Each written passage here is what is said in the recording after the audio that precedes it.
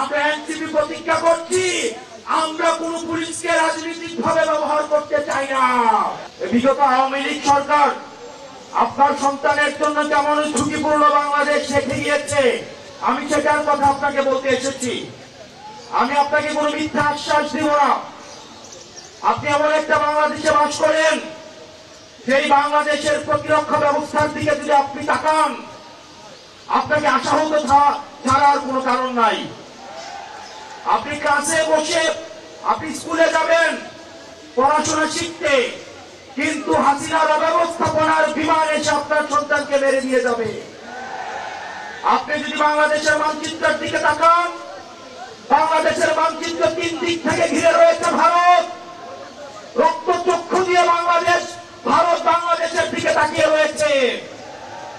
এক পাশে রয়েছে যুদ্ধাবস্থায় বিদ্যমান মায়ানমার, আরেক পাশে রয়েছে জলরাশি বঙ্গোপসাগর।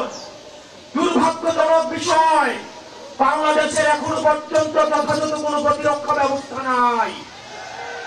যেখানে ভারত S-400 আয়রন ডোম রয়েছে, আমাদের কোনো এয়ার ডোম নাই, আমাদের কোনো আয়রন ডোম নাই, আমাদের সাবমেরিন নাই, আমাদের I-to-I air two air missile নাই।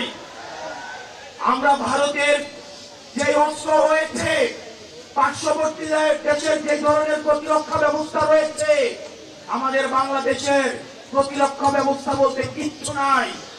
আমরা কথায় কথায় ভারতের সাথে আমরা যুদ্ধ ঘোষণা করি, মুখ দিয়ে যুদ্ধ হয় না। প্রিয় গাজীপুরবাসী তরুণ প্রজন্ম, আমাদের আত্মরক্ষার জন্য আমাদের যুদ্ধের প্রয়োজন নাই। আমরা শান্তি চাই, কিন্তু আমাদের আত্মরক্ষার জন্য আমাদের আধুনিক অস্ত্র প্রয়োজন রয়েছে।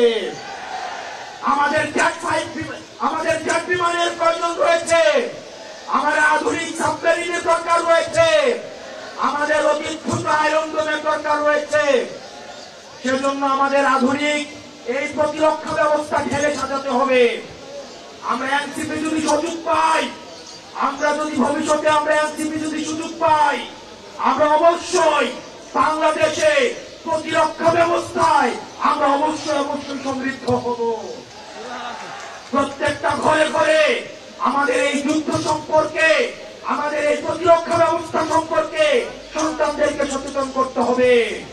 শুধু লিপ সার্ভিস দিয়ে ভবিষ্যৎ বাংলাদেশে সার্ভাইভ করা কোনোভাবেই সম্ভব নয়। আপনারা জানেন, হাসিনার যে প্রতিরক্ষা ব্যবস্থা, হাসিনা আর্মিকে একটা রাজমিস্ত্রিতে পরিণত করেছে, কনস্ট্রাকশন কোম্পানিতে পরিণত করেছে। আমাদের আর্মিকে যুগোপযোগী এবং আধুনিক করতে হবে।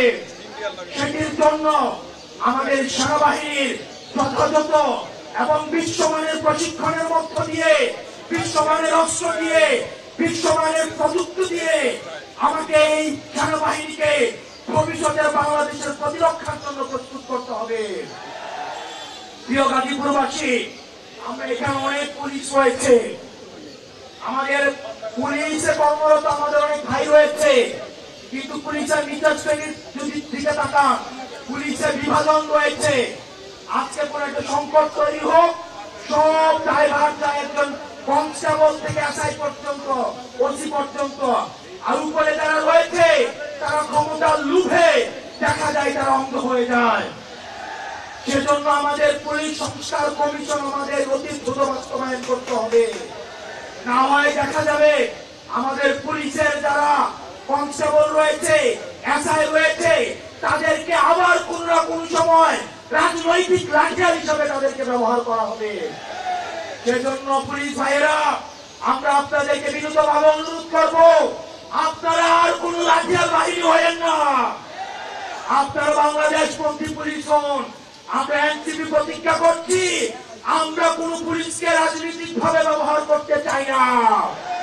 পুলিশ বিএনপির হওয়ার দরকার নাই, এনসিপির হওয়ার দরকার নাই। পুলিশ হবে জনতার, পুলিশ হবে বাংলাদেশের।